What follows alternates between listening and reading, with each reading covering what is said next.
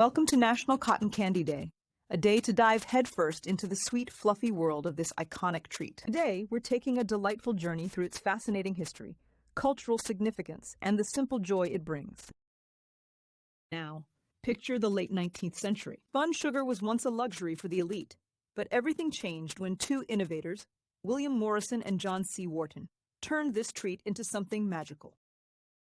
Their invention, a cotton candy machine, debuted at the 1904 World's Fair, and the crowds were mesmerized by what was then called fairy floss. It wasn't just candy. It was pure, edible magic.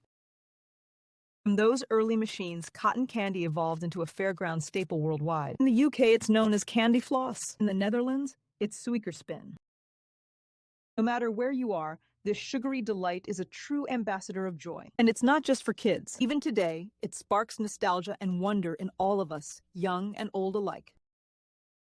Why do we celebrate National Cotton Candy Day? Because cotton candy is more than just a snack. It's a burst of colors, an ethereal texture, and that magical way it dissolves on your tongue.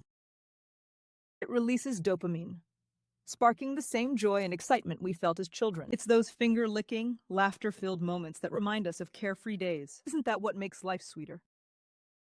Celebrating National Cotton Candy Day is easy and oh so fun. Visit a local fair, host a cotton candy bash, or spin up some homemade flavors.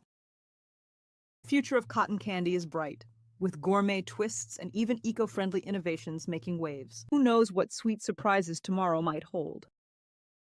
So, as National Cotton Candy Day comes to a close, let's savor its sweetness and remember, life's little joys deserve to be celebrated. Whether it's a colorful cloud of sugar or a simple moment of fun, there's always room for a bit of fluff in our lives.